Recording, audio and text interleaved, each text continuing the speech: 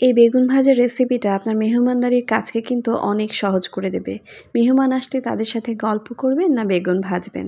অর্থাৎ বেগুনটাকে যদি আমরা আগে ভেজে রাখি এটা কিন্তু নরম হয়ে যায়, খেতে ভালো লাগে না।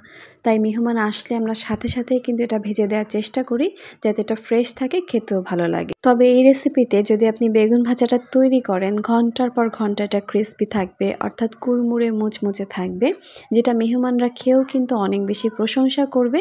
সেই সাথে আপনার নিজের কাছে অনেকটা ফ্রি লাগবে। নরমাল বেগুন ভাজার মতোই আমি একটু হলুদ লবণ মাখিয়ে নিয়ে ময়দার গোলা এটাকে এপিট ওপিট খুব ভালো করে লাগিয়ে নিয়েছি। এখন ব্রেড ক্রাম্ব এটাকে গড়িয়ে নেব। এখন চলুন বেগুনগুলোকে ভেজে নেওয়া যাক। মিডিয়াম আঁচে বেগুনগুলোকে ভেজে নিতে হবে। এতে করে উপরে ব্রেড ক্রাম্বের কালারটাও যেমন নষ্ট হবে না এবং ভেতর থেকেও খুব সুন্দর করে ভাজা হয়ে যাবে। পোলাও, বিরিয়ানি সব কিছুর সাথেই কিন্তু এই বেগুন ভাজাটা আপনি সার্ভ করতে পারবেন। লাস্ট কয়েকবার করেছি, সবাই অনেক প্রশংসা করেছে। অবশ্যই আপনারাও একবার ট্রাই করে দেখবেন। ভালো থাকবেন সবাই। আল্লাহ হাফেজ।